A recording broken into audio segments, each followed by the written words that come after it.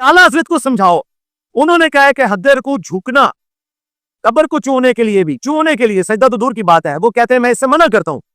तो कब्र को चूमने के लिए भी झुकना मना और जिंदा बंदे को भी चूमने के लिए झुकना मना। दलील तो इन्होंने पेश करनी है, आला हजरत ने तो मुतलकन इसको गलत कह दिया हद्दर को। और हद्दर को पता क्या होता है, ये भी आला हजरत ने डेफिनेशन की हद्दर को की कि आप हाथ बढ़ाएं, आपके घुटनों को टच करें। इससे मुराद पूरा रुकू भी नहीं है, ये इतना भी हो गया ना आला हजरत के नजदीक ये भी हराम है। इसकी इल्मी हैसियत ये नहीं है कि ये किसी आलिम के सामने, किसी मुफ्ती, किसी मुनाज़िर के सामने बैठ के बात कर सके। हदीस को समझना, कुरान को समझना तो एक दूर का मसला है, ये तो उलमा अहले सुन्नत की इबारात और उनके फतावाजात को नहीं समझ सकता। इमाम अहले सुन्नत रहमतुल्लाह अलैह ने कहाँ लिखा है कि बोसा देने के लिए हद्दे रुकू तक झुकना हराम है? जब किसी को बोसा देंगे तो झुकना तो पड़ेगा। मसलन कोई शख्स अपने बच्चों को बोसा देता है, छोटे बेटे को बोसा देता है, एक बेटा बच्चा है वो चारपाई पे लेटा हुआ है, छोटा बच्चा, उसको बोसा देगा तो क्या करेगा? झुकेगा नहीं। किसी को बोसा देगा, किसी के हाथों को बोसा देगा, किसी के पांव को बोसा देगा, झुकना पड़ेगा। इमाम अहले सुन्नत रहमतुल्लाह का ये फतावा रज़िया शरीफ है और उसकी जिल्द नंबर 22 के सफ़ा नंबर 550 पे इमाम अहले सुन्नत रहमतुल्लाह तआला लिखते हैं, इन्हिना यानी झुकना दो किस्म है, मकसूद व वसीला।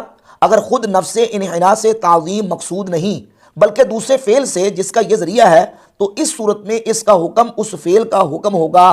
कदम बोसी जायज़ बल्कि मसनून है, तो उसके लिए झुकना भी मुबाह बल्कि सुन्नत है। फरमाते हैं एक झुकना है मकसूद और एक है झुकना वसीला। यानी अगर किसी के सामने हद्दे रुकू तक झुकता है और वो झुकना मकसूद है, ताज़ीम के लिए झुकता है, तो वो झुकना हराम है।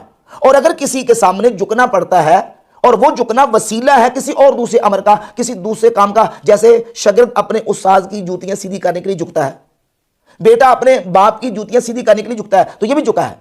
हद्दे रुकू तक झुकेगा, इससे ज्यादा भी झुका जा सकता है, लेकिन वो झुकना मकसूद नहीं है, वो झुकना वसीला है जूतियां सीधी करने का। अब अगर कोई बोसा देने के लिए झुकता है, वो हद्दे रुकू से ज्यादा भी हो, तो वो झुकना मकसूद नहीं, मकसूद बोसा देना है। जो हुक्म बोसा देने का है वही हुक्म यहां झुकने का होगा। यहां झुकना वो हराम वाला नहीं है, वो झुकना हराम और ममनू है जो हद्दे रुकू तक इन्हिना और झुकना मकसूद हो, जैसे कि बादशाहों के दरबारों में उनके दरबारी झुका करते थे।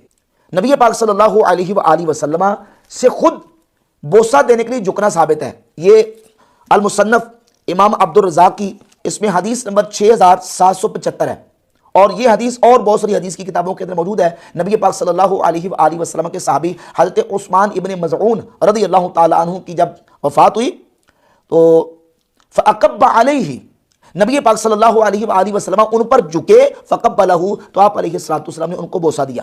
तो यहाँ बोसा देने के लिए झुकना खुद नबी पाक अलैहिस्सलातु वस्सलाम की सुन्नत से और आप अलैहिस्सलातु वस्सलाम के तरीके से साबित हुआ।